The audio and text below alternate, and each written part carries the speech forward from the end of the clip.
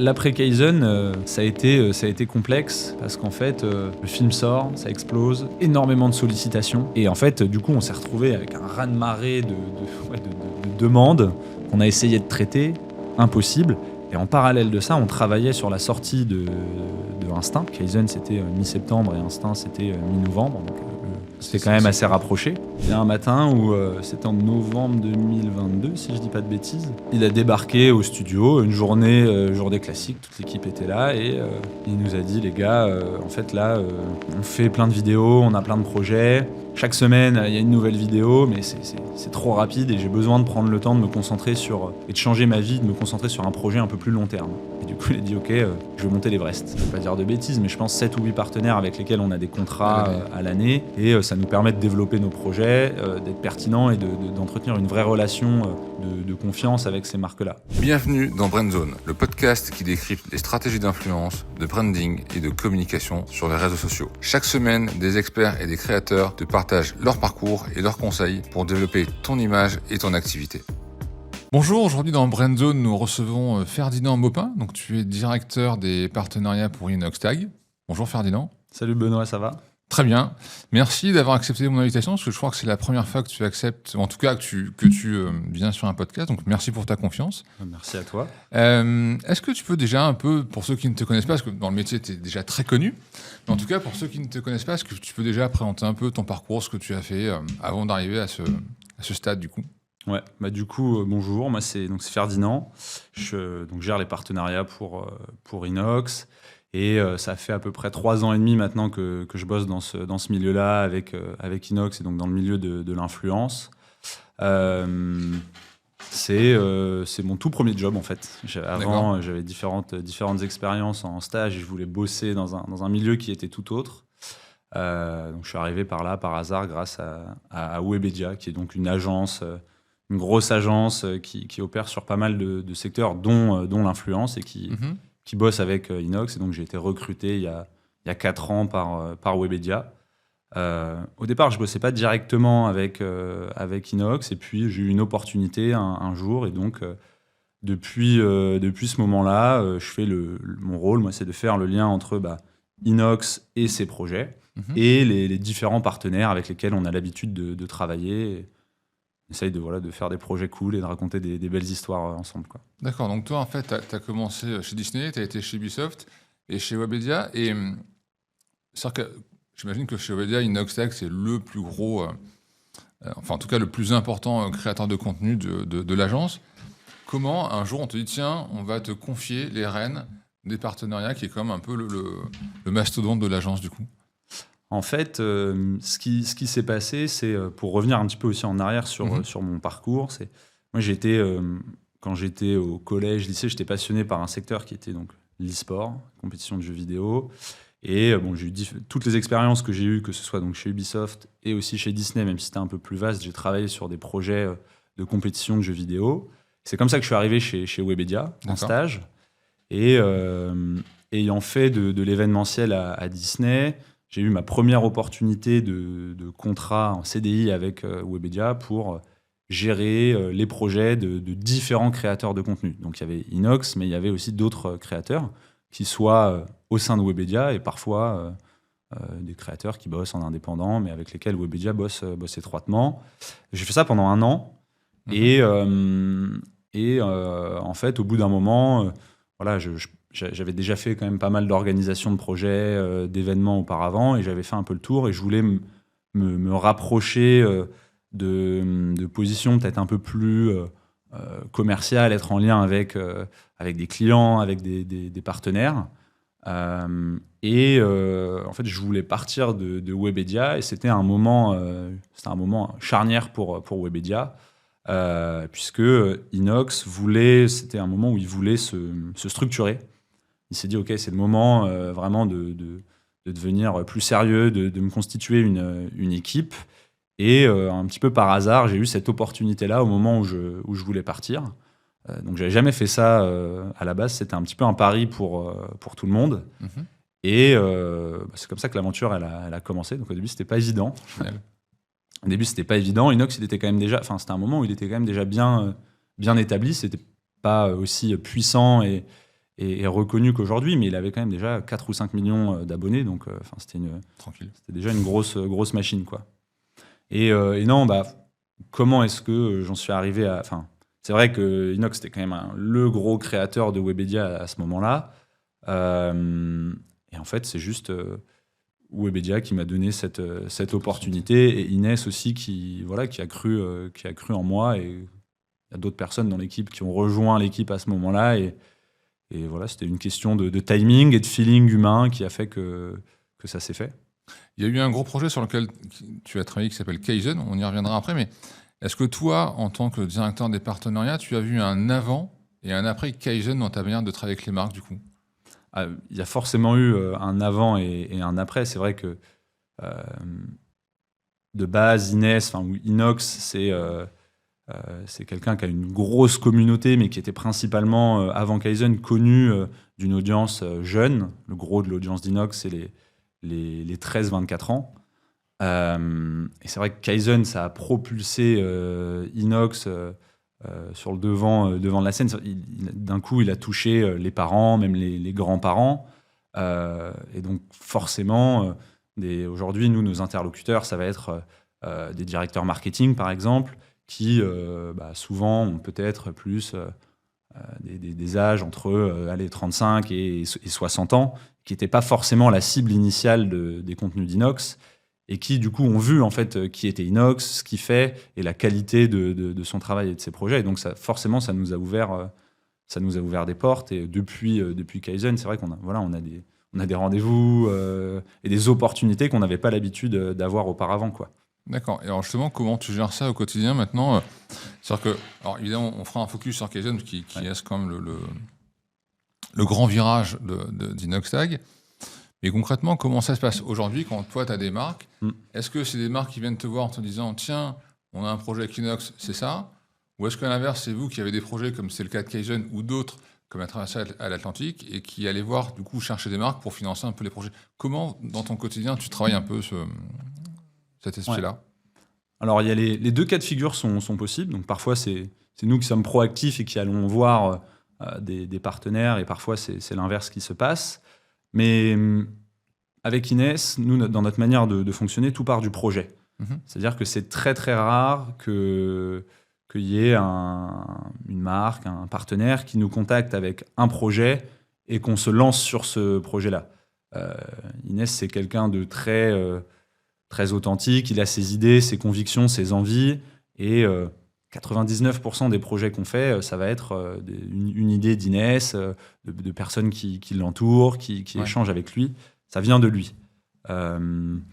Mais même quand ça vient de lui, on a parfois des partenaires qui viennent nous voir et qui nous demandent ce que Inès a envie de faire, parce que aujourd'hui, la force d'Inès et de tous les créateurs de contenu, c'est de savoir parler à une audience. Et généralement, une marque, quand elle est intéressée par un créateur de contenu, c'est parce qu'elle a besoin de ce créateur-là, de ce créateur, pour réussir à parler à une audience d'un service, d'un produit, et qu'elle a du mal peut-être à parler à cette audience-là. Donc, non, il y a un petit peu des deux. C'est vrai que nous, aujourd'hui, tu vois, Inès, il a quand même plus de 9 millions d'abonnés sur YouTube. On le disait tout à l'heure, mais l'audience qui le suit, c'est une audience qui est principalement jeune. Et on ne peut pas faire tout et n'importe quoi. Il y a une vraie responsabilité de la part d'Inès et de toutes ses équipes, de nous, sur ce qu'on peut faire en termes de partenariat. Et donc, on essaye de développer une stratégie et une vision assez long-termiste avec les partenaires avec lesquels on bosse. Et donc, aujourd'hui, il y a des marques type AirUp, par exemple. Ça fait 3 ans qu'on bosse avec eux. Et sans même se parler forcément d'exclusivité ou quoi, on fait la promotion d'un produit parce qu'on y croit et qu'il y a une vraie entente entre AirUp et nous. On ne travaille pas du coup avec d'autres marques de boissons. On l'avait déjà fait par le passé, mais aujourd'hui, voilà, on est avec eux, on avance avec eux. Là, on travaille avec Revolut, et c'est pareil. On ne va pas faire la promotion d'un autre service bancaire. On veut rester quand même cohérent vis-à-vis de ce qu'on fait et vis-à-vis de la communauté. Donc, aujourd'hui, on est quand même présent sur on a des partenariats sur pas mal de secteurs. ce qui nous permet de développer nos projets tout au long de l'année. Et on n'a pas forcément besoin de tout le temps des marchés. Parfois, il y a des marques avec lesquelles on a envie de travailler sur un instant précis, sur un projet précis, parce qu'on considère qu'il y a du sens et que ça va apporter de la valeur à ce qu'on va faire et inversement. Et donc là, on essaye de prendre contact avec cette marque-là. Mais sinon, non, on a quand même déjà, je ne veux pas dire de bêtises, mais je pense 7 ou 8 partenaires avec lesquels on a des contrats à l'année. Et ça nous permet de développer nos projets, d'être pertinents et d'entretenir une vraie relation de confiance avec ces marques-là. Donc, Et toi qui tiens en tout cas une bonne partie des finances, comment fonctionne un peu votre binôme? Est-ce que par exemple, quand il a un projet assez fou, tu vas le prendre comme un challenge et tu vas aller justement chercher les partenaires pour essayer de réunir la somme pour faire le projet? Ou à l'inverse, tu vas dire, écoute, là, c'est un peu sport, c'est un peu gros. Est-ce qu'on pourrait pas revoir... Enfin, voilà, toi, comment tu fonctionnes un peu dans ce duo, du coup? Ouais. Déjà, il y a des projets pour lesquels, on va dire qu'on a un business model très classique à YouTube et où donc ça roule assez facilement. Mais nous, ce qui nous intéresse aujourd'hui avec Inès et avec tout le reste de l'équipe, c'est... de développer un petit peu des nouveaux modèles de financement qui vont être intéressants pour les partenaires avec lesquels on bosse, qui vont être intéressants aussi pour les communautés qui ont l'habitude aujourd'hui des partenariats sur YouTube. Mais c'est vrai qu'il y a beaucoup de partenariats qui se ressemblent aujourd'hui sur YouTube. Donc on essaye de proposer des choses nouvelles, novatrices. Et donc, si on prend l'exemple de Kaizen, Kaizen, c'est un documentaire. L'objectif, c'est vraiment de faire un documentaire film.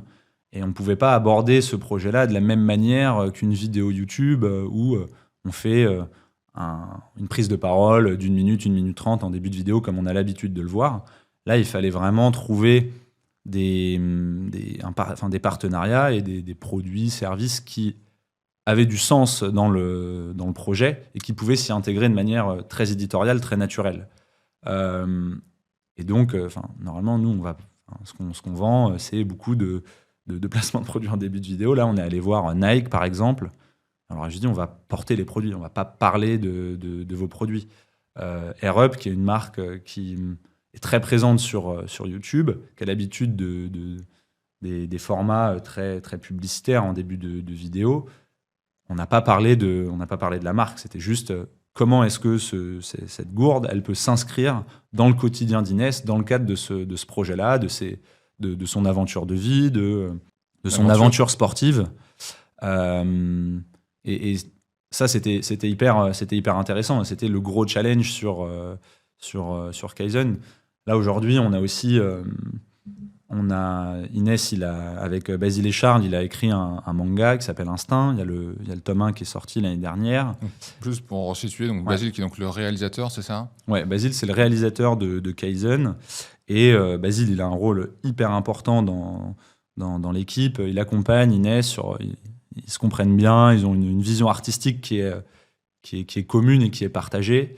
Et donc, il l'accompagne sur toute la direction artistique et du coup, le projet de manga, ils ont commencé à l'écrire ensemble avec donc, et Charles, et Basile, et Inès. Et non, sur Instinct, on essaye de développer pour faire vivre en fait cette licence, cette marque, et lui apporter une visibilité autre que ce qu'on a l'habitude de faire via Inox. On essaye de développer des nouveaux partenariats, des nouveaux moyens de mise en avant. Est-ce que tu peux nous raconter un peu comment vous êtes structuré au sein du staff? Vous êtes combien et voilà, qui fait quoi? Alors, sans forcément rentrer dans l'ultra détail, mais dans les grandes lignes du coup. Ouais. Autour d'Inès, on est une petite équipe, je pense, par rapport à quand même le nombre de projets qu'il fait, la taille des projets qu'il fait. Donc il y a Inès. Inès, il est accompagné de Mathieu Caclar, qui lui intervient sur toute la production et l'édito des vidéos d'Inès, des projets d'Inès. Mathieu, il a aussi un rôle, c'est un peu le bras droit d'Inès et il l'accompagne sur pas mal de sujets administratifs en parallèle. Il bosse main dans la main avec Thomas, Donc, ils vont typiquement se dispatcher différents projets. Thomas, il intervient également sur la production des projets. Bien évidemment, derrière, on active, il y a pas mal de prods avec lesquels on travaille, donc typiquement IDZ, avec qui on travaille beaucoup, Motaiba, et donc qui viennent nous accompagner sur des projets, parce qu'on a besoin quand même de beaucoup de monde sur nos projets. Il y a Pauline qui va gérer, elle, toute la mise en place des projets. Donc, Pauline et moi, on travaille beaucoup ensemble. Donc, typiquement, quand on se lance dans un projet avec Revolut, une fois qu'on s'est mis d'accord sur ce qu'on allait faire, c'est Pauline qui va le mettre en place et aller piloter un peu toutes les équipes pour s'assurer que ce qu'on a prévu, on arrive à le réaliser. Donc ça, c'est après, il y a toute la partie post-production. On a 2 équipes qui vont gérer de la post-production. Donc Asia qui va gérer toutes les miniatures et toute une partie graphisme autour des vidéos qu'on fait. Et il y a Spiro qui, lui, va gérer tout ce qui est des rushs et montage. Et parfois, on travaille aussi pour certains projets avec différents monteurs. Typiquement, Kaizen, c'était plus un film. Donc, on s'est fait accompagner de quelqu'un qui avait l'habitude de monter des films, de raconter des histoires. Après, sur des contenus un peu plus de divertissement, on va aller chercher peut-être un autre profil qui colle plus à cette patte-là, quoi. On a une petite équipe. Il y a Basile aussi qui intervient sur la direction artistique et notamment sur Instinct à côté. Et après, on a aussi des projets créatifs en parallèle sur lesquels on bosse avec Samy et Camille. J'aimerais que tu nous racontes un point important, je pense, qui a été certainement un tournant au niveau de Kaizen. Parce que j'imagine qu'avant Kaizen, donc tu travaillais sur beaucoup d'opérations avec Inoxtag, avec des marques et des choses comme ça, mais j'aimerais que tu nous racontes comment Inès t'a parlé du projet et surtout comment tu as réagi. C'est-à-dire que, est-ce que le matin, je sais pas, vous avez pris un café, tu en as parlé, tu t'es dit non, il est devenu fou. Voilà. Est-ce que tu peux nous raconter un peu ce moment, comment tu l'as appris, comment tu l'as géré du coup? Alors, je savais déjà qu'il était fou. Mais ça s'est fait de manière un peu abrupte.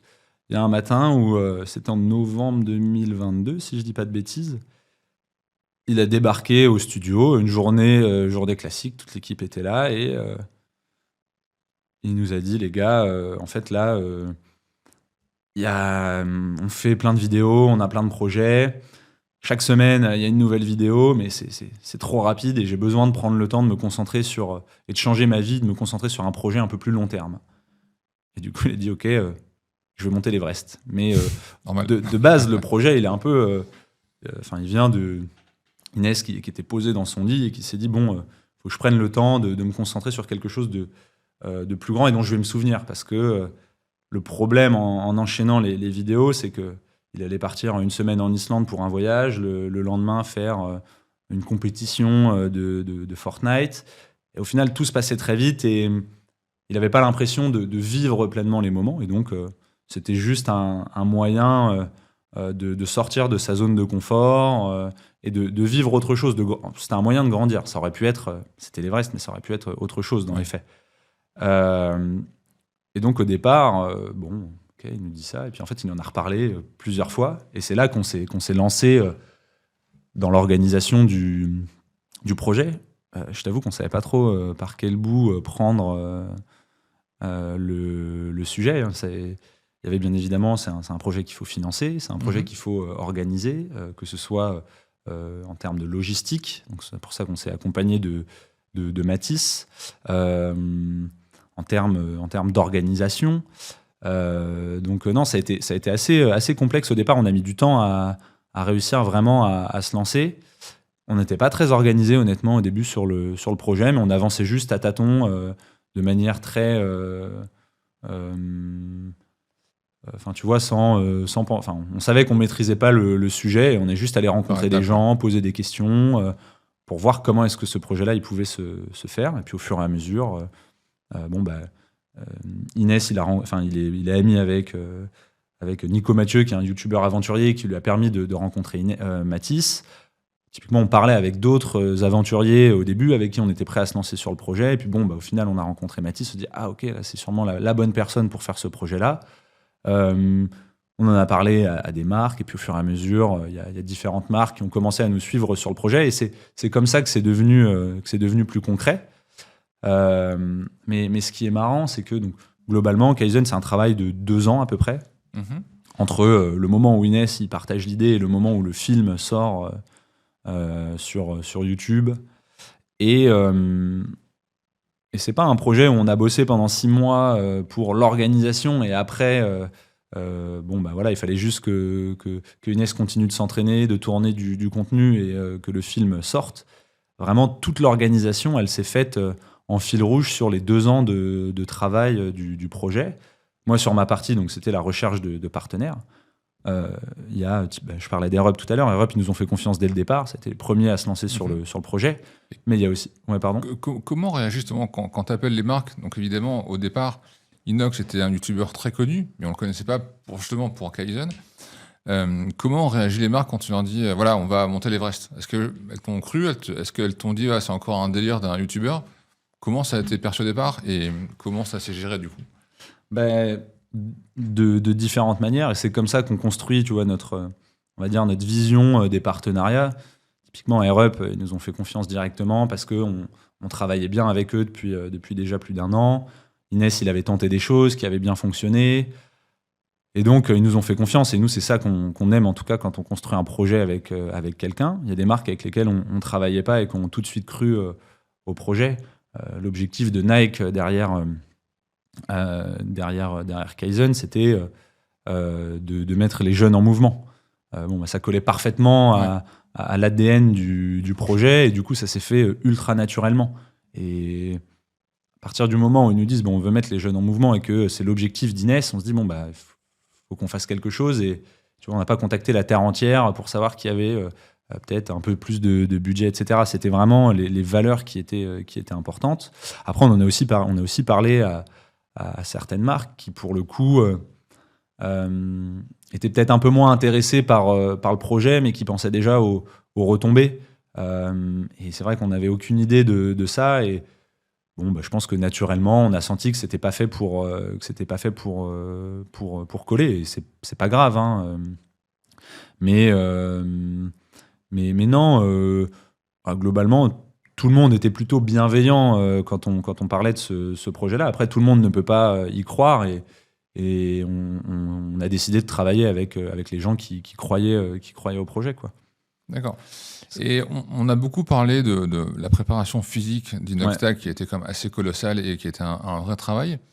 Est-ce qu'on peut parler aussi de la préparation de l'équipe? Parce qu'évidemment, il n'est pas monté tout seul. Il y a eu Basile, il y a eu des cadreurs. Ouais. Est-ce que l'équipe technique et l'équipe de prod ou l'équipe tout court qui a suivi Inoxtag a eu la même préparation? Comment ça s'est fait aussi, du coup? Parce que j'imagine que, on a vu Inoxtag, un peu galérer, en tout cas avoir une prépa assez costaud, du coup, assez dur physiquement et mentalement. On le voit très bien dans le documentaire. Et du coup, l'équipe qui a suivi, comment ça s'est aussi préparé, du coup? Alors, il y avait une équipe qui a suivi sur le terrain. Typiquement plutôt les équipes de production dont tu parlais. Donc Samy et Basile, eux, sont allés au Népal pour accompagner Inès, pour gérer. Typiquement, Basile, il était au camp de base de l'Everest, et il gérait toute la post-production en live du camp de base. Mais au tout début du projet, je me souviens, on était allé faire un petit trail à côté de Paris avec toute l'équipe, et c'était pas évident pour tout le monde, et au final, typiquement, Basile, qui savait qu'il allait partir au Népal avec Inès, et que c'était important pour réussir à être dans les temps sur le projet et sur toute la post-production, il s'est aussi préparé, mais de son côté, tu vois, c'est quelque chose qui s'est fait assez naturellement. On n'a pas mis en place un programme d'entraînement pour les équipes qui le suivaient. Et après, il y avait aussi des équipes qui... Typiquement, moi, j'ai pas du tout suivi Inès à l'Everest. J'ai aucune plus-value, en fait, à aller là-bas. Moi, mon rôle, il était ici pour faire le lien avec... Ouais, j'étais bien chez moi, tranquille.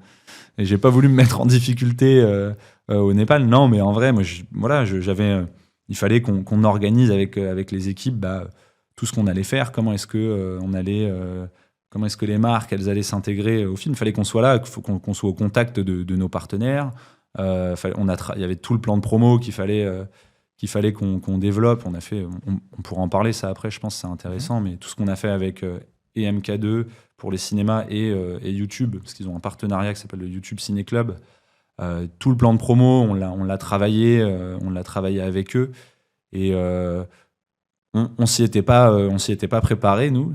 C'était quand même intense, et ça s'est juste fait naturellement. Et d'un côté, c'est ça qui est cool avec Inès, c'est qu'ils travaillent sur des très gros projets. On a besoin de cadres et d'organisation, mais on découvre. Nous, on est une équipe très jeune, et on découvre tous un peu au fur et à mesure comment avancer sur un projet. On fait des bêtises, on fait des conneries, on apprend. Test and learn, ouais. Ferdinand, est-ce que tu peux nous raconter un peu, voilà, parce qu'à un moment, vu l'avancée du projet, vous avez été contacté par les plateformes, j'imagine par Netflix, peut-être Amazon. Comment ça s'est passé à ce moment-là? Parce que j'imagine qu'en plus, il y a quand même pas mal d'argent en jeu. Comment ça se gère à ce niveau-là? Ouais, au tout départ, au début du projet, quand on commence à rechercher les financements, forcément, et que Inès annonce qu'il fait son teasing pour parler de l'Everest, les plateformes qui s'intéressent de plus en plus à ce que font les créateurs de contenu viennent échanger avec nous, avec Inès, pour comprendre le projet, et comprennent que voilà, c'est un projet qui va au-delà de ce qu'on a l'habitude de faire sur YouTube, et ça les intéresse. Et donc, forcément, nous, on est au début du projet, on ne sait pas forcément comment le projet va se dérouler, comment est-ce qu'on va réussir à mener à bien ce projet-là, que ce soit sur l'organisation, les financements, et s'il y a une plateforme qui nous suit directement, ça facilite beaucoup de choses en fait dans l'appréhension du projet. Mais Inès, il est toujours resté fidèle à son postulat de base, qui est de dire j'en suis là aujourd'hui grâce à YouTube, et grâce en fait à toutes les personnes qui me suivent depuis un mois ou 4 ans. Et donc ce projet-là, de base, il est pour eux. Je veux rendre un peu à ma communauté ce qu'elle m'apporte au quotidien.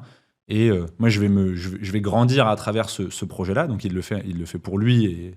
Mais il veut faire grandir sa communauté dans un premier temps à travers ce projet-là.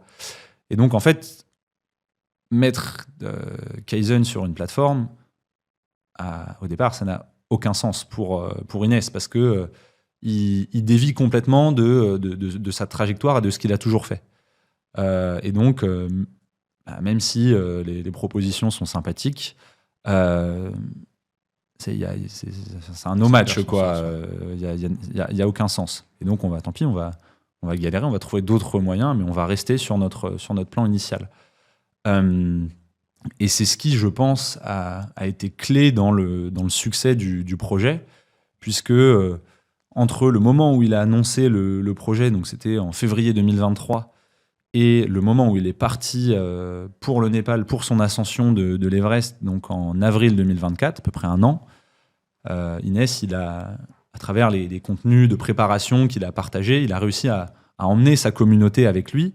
Et c'était pas seulement son projet, c'était un projet commun avec tout le monde. Et c'est ce qui a fait que, au final, le projet a été un succès, et qu'il s'est retrouvé qu'aujourd'hui, le Kaizen est sur Disney+. En fait, le fait de rester authentique et fidèle à sa communauté, c'est la communauté qui a fait exploser Kaizen. Il y a des parents qui connaissaient pas Inès qui ont regardé le film. Il y a des grands-parents qui connaissaient pas Inès qui ont regardé le film. Mais ces personnes-là, elles l'ont regardé parce que il y a X millions peut-être 10 millions de personnes qui suivaient Inès, qui ont parlé du projet et qui ont fait Kaizen, en fait, quoi. C'est la communauté qui a tout porté. Comment s'est fait du coup le choix? Parce que c'était un carton YouTube, c'était un carton au cinéma, c'était un carton en télé. Comment vous avez travaillé le plan média en se disant tiens, on va commencer par le cinéma, avec la grosse surprise, pas tant que ça au final, que carton complet. YouTube, je crois que vous avez pété à peu près tous les scores. Comment vous avez travaillé un peu ce plan média et ce plan promo du coup, ou à quel moment du coup ça se fait? Alors ça se fait assez tard, en fait. Un petit peu comme tout ce qu'on a fait sur le projet. Quand il y avait des timings, quand on sentait qu'il fallait travailler sur certains sujets, on le faisait. Et donc, tout en restant authentique. Et donc la promo, en fait, on a commencé à vraiment se pencher dessus peu de temps avant que Inès parte pour faire l'Everest. Et l'idée de base d'Inès, c'était juste de dire, OK, pour finir en beauté sur ce projet-là et m'écouter moi, je vais aller faire l'Everest. Et ça m'a fait un bien fou de me déconnecter à travers mes différentes aventures en montagne. Donc là, je vais prendre, entre le moment où je vais partir pour l'Everest et le moment où le documentaire va sortir, je vais faire, on appelait ça nous le blackout. Il va disparaître des réseaux sociaux. Donc Inès, il est parti à l'Everest sans son téléphone. Et le postulat de base, la promo qu'on souhaitait faire, c'était juste ça, et revenir quand on était prêt pour la rentrée, avec un teaser d'annonce du film. Mais à ce moment-là, les cinémas, c'était pas du tout. Enfin, le fait que le film soit diffusé au cinéma, c'était pas prévu. Qu'il soit diffusé en télé, c'était pas prévu. Qu'il soit diffusé en plateforme, c'était pas prévu. C'était vraiment un film sur YouTube. Et au final, un tout petit peu avant de partir, Inès, il échangeait quand même avec sa communauté. Il a sondé sa communauté sur leur éventuel souhait de regarder le film au cinéma, parce que la production, elle est travaillée vraiment comme un film et pas comme une vidéo YouTube, même si les productions YouTube aujourd'hui sont assez ouf. Et globalement, les feedbacks étaient assez positifs.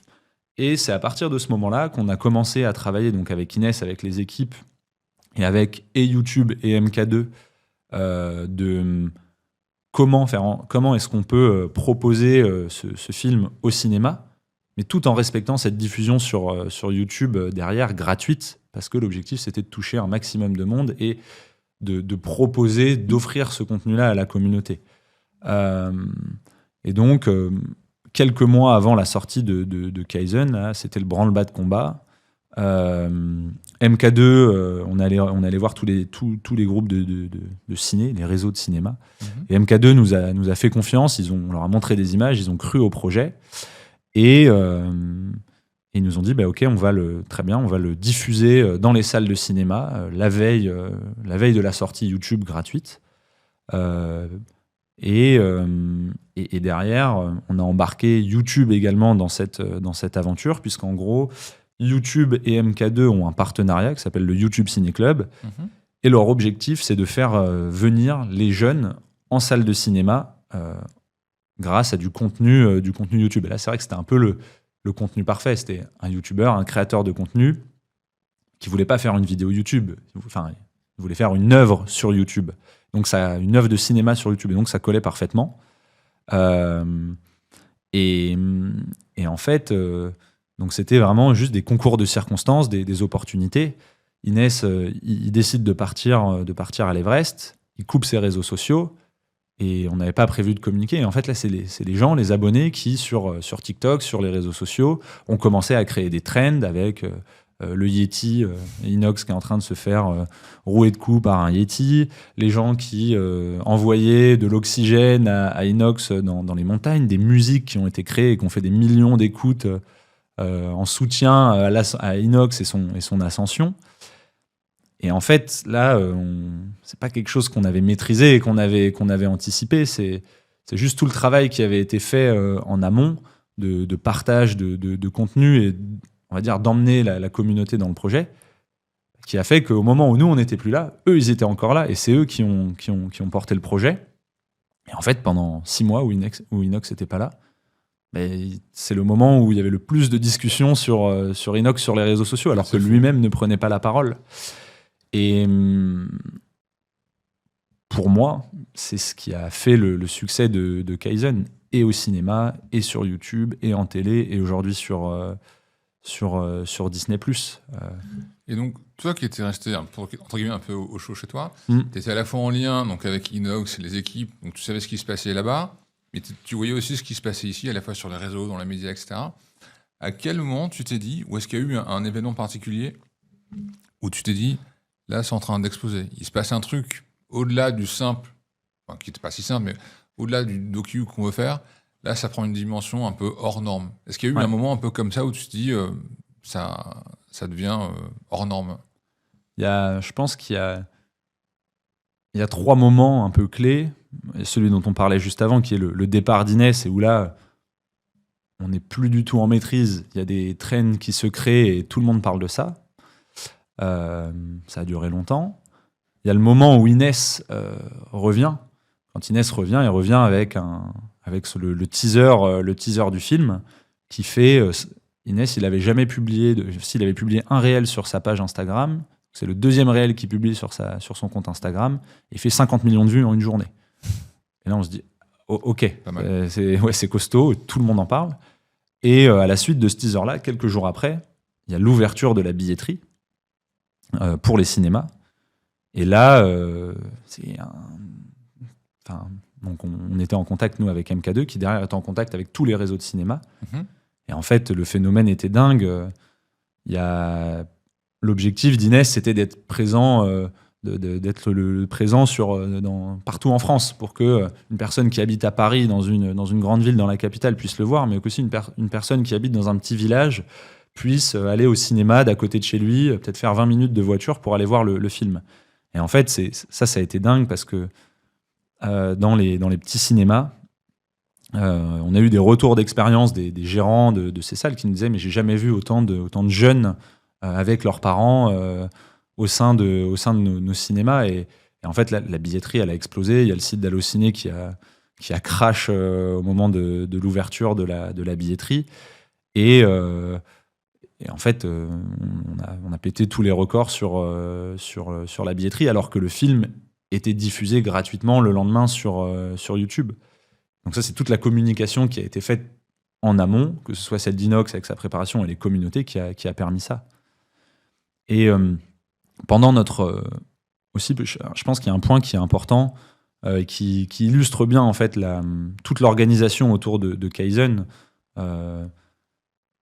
Le plan de promo qu'on a fait, on a utilisé les trends créés par les communautés pour communiquer. Donc, tout ce qu'on a fait avec le YouTube Ciné Club, on a créé une mascotte, un Yeti, on a fait un costume de Yeti, et puis on est allé faire des apparitions un petit peu partout en France, sur des éléments, à des endroits et avec des idées qui nous paraissaient marrantes et qui allaient faire écho à ce que toute la communauté a fait pendant que Inès n'était pas là. On a fait ça, on a utilisé, il y a eu une musique qui a été créée. Comment est-ce qu'on va utiliser cette musique-là pour faire la promo de manière intelligente ? Et en fait, c'est vraiment un truc qui est arrivé là à un moment, pas par hasard, mais en tout cas, on n'avait pas prévu ça. Comment est-ce qu'on va se servir de ça pour faire en sorte que ça fonctionne ? Parce qu'en fait, si si tu as 10 abonnés qui se font kiffer avec le Yeti, ça veut dire qu'il y a quelque chose derrière. Comment est-ce qu'on peut utiliser ça ? C'est rigolo, quoi, ça marche. Et globalement, dans tout le projet, c'est un peu comme ça que ça s'est fait. Il y a eu une diffusion, du coup, donc au cinéma. Il y a aussi eu des diffusions en télé, donc sur TF1 en France, et aussi en Suisse et en Belgique sur RTS et RTBF. La diffusion sur Disney+, depuis mai, pour l'anniversaire de l'ascension, du jour où Inès était sur le toit de l'Everest. C'est des choses qui... c'est arrivé à des moments où on ne s'y attendait pas forcément. Alors, on a aussi déclenché ces opportunités-là. On ne savait pas comment ça allait se faire, si ça pourrait se faire, mais toujours toujours en gardant en tête ce truc de base, c'est un projet pour la communauté.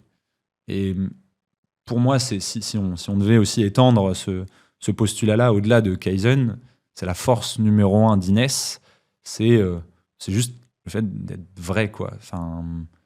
Il n'est pas... on aurait pu se dire, ouais, on va le faire sur Netflix ou sur Disney+, et c'est stylé parce que... ça aurait été plus simple. C'est plus simple et c'est stylé, tu vois, tout de suite, tu deviens... t'es dans le monde du cinéma. C'est pas ce qu'il voulait. Et puis au final, ça s'est fait de filer en aiguille, quoi. Et c'est ça qui est beau dans ce projet, et avec Inès au global, quoi. Tu me disais tout à l'heure qu'il y avait un avant et un après Kaizen au niveau des marques. Pour toi, en tant que directeur des partenariats, donc une fois que Kaizen est terminé, donc succès incroyable, c'est quoi ? C'est les marques te harcèlent pour faire plein de trucs. Comment ça se passe concrètement ? Ou c'est toi qui as mis un frein, ou vous avez dit, tiens, on sort d'un truc assez fou, on va se calmer pendant, je sais pas, quelques semaines, quelques mois. Et maintenant, comment ça se passe ? Comment vous gérez ? Parce que quand tu as fait un truc aussi fou, Comment tu reviens du coup? Alors, il y a aussi le projet de la traversée de l'Atlantique. Voilà. Raconte-moi un peu l'après Kaizen du coup. Ouais. Alors, l'après Kaizen, ça a été complexe parce qu'en fait, le film sort, ça explose, énormément de sollicitations. Et moi, typiquement, il y a peut-être certaines sollicitations sur lesquelles je mettais un peu de force avant Kaizen. Et au final, j'ai décidé de mettre autant de force après Kaizen. Et mon arbitrage était mauvais parce qu'au final, j'ai pas pu. C'était impossible de tenir la cadence avec toutes les sollicitations qu'il y avait. Et il y a certaines sollicitations où j'aurais juste pu dire bon voilà, on n'est pas intéressé, merci d'avoir pensé à nous. Et en fait, du coup, on s'est retrouvé avec un raz-de-marée de demandes qu'on a essayé de traiter, impossible. Et en parallèle de ça, on travaillait sur la sortie de Instinct. Donc ça, Kaizen, c'était mi-septembre et Instinct, c'était mi-novembre. Donc c'était quand même assez rapproché. Et donc, on pensait que ce serait plus calme. Au final, c'était juste un manque d'expérience de notre part. Ça a été, tout a été décuplé derrière la sortie du film. Et il fallait réajuster les curseurs, trouver les bons moyens de ne pas perdre du temps sur des choses qui ne sont pas forcément utiles et pertinentes pour nous, sans pour autant être, sans pour autant envoyer bouler tout le monde, quoi. Donc il y a eu ça. Après il y a eu la sortie donc de Instinct. Donc là on était à fond en fait jusqu'à la fin d'année, jusqu'à fin décembre. Et pour moi le moment où on a pu commencer à souffler, à se dire ok, il vient de se passer ça. On a compris qu'il venait de se passer ça. Comment est-ce qu'on fait désormais? Qu'est-ce qu'on fait? Où est-ce qu'on va? C'était à partir de janvier janvier 2025.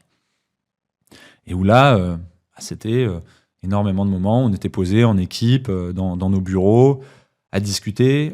Qu'est-ce qu'on veut faire? Comment, quelle direction on prend? Où est-ce qu'on va? Et nous, une grande partie de l'équipe, dont moi, quand le film était terminé, on s'est dit c'est fini. Le film il est fini et bon, bah c'était cool, mais on va pas pouvoir faire mieux, quoi. Et Inès, il est arrivé et puis il nous entendait pour la plupart, je pense, dire ça. Il s'est dit mais les gars, on vient d'ouvrir une porte en fait. On sait pas ce qu'il y a derrière et c'est à nous de se balader derrière cette porte-là et de voir où est-ce qu'on a envie d'aller. On va aller à des endroits et au final, ce sera pas pour nous et puis on fera demi-tour et puis on ira ailleurs, mais ça, moi personnellement, j'ai mis pas mal de temps à le comprendre. Et ce projet-là, il m'a fait gagner en optimisme, pardon. Puisqu'en fait, il faut juste, ok, on a fait Kaizen, c'était génial. On va pas refaire Kaizen demain. Et si on voulait refaire Kaizen demain de la même manière, ça marcherait plus, parce que on l'a déjà vécu une fois. Et ça fait là depuis plusieurs mois où on travaille, on discute et on se dit qu'est-ce qu'on veut faire, comment on veut le faire, mais avec toujours cette volonté de rester authentique et de faire des choses qu'on a envie de faire. Donc là c'est un travail dans lequel on est en ce moment. Donc on a des projets qui vont arriver, auxquels on croit beaucoup. Pas de scoop du coup? Non, là typiquement on travaille en ce moment sur The Project qui est vraiment quelque chose de nouveau, dans ce que nous on a l'habitude de faire, où là c'est pour les peu de gens qui connaissent pas, est-ce que tu peux juste rappeler un peu le concept? En fait, le postulat de The Project, c'est dire Inès, lui, il peut lancer plein de projets parce que il a une audience qui est forte derrière lui, il y a des partenaires qui le suivent, il y a une équipe qui le suit. Et il a cette chance-là aujourd'hui. Et il y a plein de gens parmi sa communauté ou autres qui ont des idées qui sont géniales et qui savent pas par quel bout prendre cette idée, qui savent pas forcément comment la développer ou qui n'ont pas cette visibilité pour développer facilement, entre guillemets, cette idée-là. Et il veut donner cette opportunité aux gens qui ont des envies, qui ont des bonnes idées, de faire des choses, tout simplement. Peu importe ce que c'est, il faut juste qu'il y ait une envie, qu'elle soit concrète Et donc, on a lancé ce projet-là avec Revolut il y a quelques mois. Mhm. Et on va essayer de trouver, de dénicher la pépite, le projet un petit peu pépite, pour mettre de la lumière dessus et aider au développement, et participer et aider au développement de ce projet-là. Ça, c'est quelque chose de nouveau, c'est quelque chose qu'Inès avait envie de faire. On se dit, bon, on a envie de le faire. Ce sera pas Kaizen, mais c'est pas pareil, en fait, c'est autre chose. Et ça va nous emmener sur d'autres territoires, ça va nous permettre de découvrir des gens. Et voilà, c'est un peu comme ça qu'on fonctionne. On travaille beaucoup sur Instinct, qui est le manga d'Inès. Et on a aussi d'autres projets. Donc là, tu évoquais tout à l'heure la traversée. Typiquement, comment est-ce que ce projet-là il est né? Nous, c'est rigolo, la traversée, parce que les médias, ils se sont un peu emparés du sujet. Ça a beaucoup fait parler, parce que tout le monde se dit, OK, c'est la nouvelle aventure d'Inoxtag. Bon, concrètement, le projet, c'est une rencontre humaine. C'est Inès qui rencontre Guirec Soudé, qui est un skipper qui a déjà été médiatisé, qui a des histoires de dingue. Et c'est juste une rencontre entre Inès et Guirec. Guirec lui raconte un peu sa vie, ce qu'il fait, qui elle est, sa vision des choses. Et Inès, il est séduit par ça. Et Inès raconte aussi sa vie, ses aventures à Guirec. Et Guirec est également séduit par l'énergie, l'envie de découvrir et d'ouverture d'Inès. Ils se disent, cet été, si tu veux, on traverse l'Atlantique et basta, il n'y a pas plus. Et donc, on n'a pas travaillé ce projet-là comme Kaizen. On aurait pu le faire, mais c'était pas le postulat de base. Bon, ok, il y a les médias qui en parlent et c'est cool. Mais au final, c'est juste une rencontre et ça s'est fait comme ça, on va le prendre comme ça et puis ce projet-là, on va le développer comme ça. Et puis il y a d'autres projets où là, on se dira, ok, il faut on veut mettre plus en avant ce projet-là parce que il y a tel intérêt derrière et on le fera, mais le point d'honneur de toute l'équipe, c'est de pas vouloir se précipiter et se dire ok, on a fait Kaizen, il faut faire plus derrière. Ça viendra quand ça viendra. Il y aura quelque chose qui peut-être marquera plus les gens. Aujourd'hui, Kaizen, c'était quand même très francophone. Est-ce qu'un jour, on travaillera sur un projet qui ira au-delà des frontières? Je ne sais pas le dire aujourd'hui. En tout cas, Inès, lui, il veut parler à tout le monde. Mais ça viendra quand ça viendra, quoi. On ne va pas le précipiter, ce projet-là. À la suite à la suite de la diffusion de Kaizen sur TF1, est-ce qu'il y a eu, je sais pas, des envies ou des discussions? Peut-être que souvent, on voit la télé un peu comme le Graal. Est-ce que, par exemple, Inox aimerait un jour, ou peut-être que c'est en cours, peut-être pas, aurait envie de passer un peu dans le petit écran après avoir fait le grand écran, où voilà, il est très bien sur YouTube et ainsi soit-il, quoi. Ouais. Et il reste comme ça. En fait, Inès, il est ouvert à tout. Là, Kaizen, ça s'est fait en télé, mais peut-être que demain, il y aura une opportunité pour développer quelque chose en télé. Si c'est pertinent, si ça lui correspond, il le fera. Mais il n'ira pas en télé pour dire ouais, je suis allé en télé et je passe. C'est pas une fin en soi, comme c'est le cas de beaucoup de créateurs ou d'influenceurs qui voient un peu la télé, voilà, comme un peu le Graal et un passage obligé pour un peu monter, quoi. Ouais, alors je suis pas sûr que les créateurs voient la télé comme le Graal, mais c'est sûr que c'est quelque chose qui est plus répandu à l'échelle mondiale, on va dire. Quoique aujourd'hui, il me semble qu'il y a des chiffres qui montrent que YouTube a dépassé la télé. Mais c'est sûr que voilà, on se dit ok, c'est une opportunité, ça va peut-être parler à mes parents, machin, tout ça. Et il y a des créateurs qui peuvent parfois se laisser tenter par ça. Inès se laisse tenter par ça également, mais faut juste que ça ait du sens, quoi. On va pas le voter demain. Inès, il n'ira jamais animer une émission pour dire ouais, ok, j'anime une émission et je suis en télé. En revanche, j'en sais rien, je sais pas où on sera dans 5 ans, mais s'il y a une opportunité et que ça a du sens d'avoir ce projet, d'avoir Inès en télé, on ira. Et le développement de jeunes créateurs de contenu, est-ce que c'est des choses que vous faites ou que vous auriez peut-être envie de faire? Un peu comme Squeezie quand il a créé Bump, qui maintenant est une agence qui cartonne. Est-ce que ça, c'est des choses qui pourraient vous plaire ou pour l'instant, vous êtes vraiment centré sur Inoxtag et sur tous les projets qui en découlent et qui sont déjà tellement assez gros? Dans le côté professionnel, on va dire, c'est pas du tout une volonté en soi, que ce soit de la part d'Inès et de toutes les équipes, de travailler avec d'autres créateurs, d'aider des créateurs à se développer. Enfin, on se dit pas, ok, un jour, il faut monter une agence qui va aider des créateurs de contenu. Inès, lui, ce qu'il veut, il a plein de projets, il veut se concentrer dessus. Nous aussi, on veut tous se concentrer dessus. En revanche, on est proche de beaucoup de créateurs aujourd'hui et si on peut donner un conseil ou aider d'une manière ou d'une autre un créateur, avec grand plaisir. Mais en tout cas, il n'y a pas d'enjeu business derrière ça et c'est pas du tout une volonté en soi. C'est juste, s'il y a quelqu'un qui a besoin de nous et qu'on peut apporter quelque chose à quelqu'un, on le fera. Et inversement, il y a aussi des créateurs ou des gens qui travaillent autour de créateurs qui nous aident aujourd'hui pour nos projets, à avoir une vision un peu plus fraîche et extérieure de ce qu'on fait, de ce qu'on pourrait faire. Mais non, vraiment, l'objectif, nous, c'est de se concentrer sur nos projets.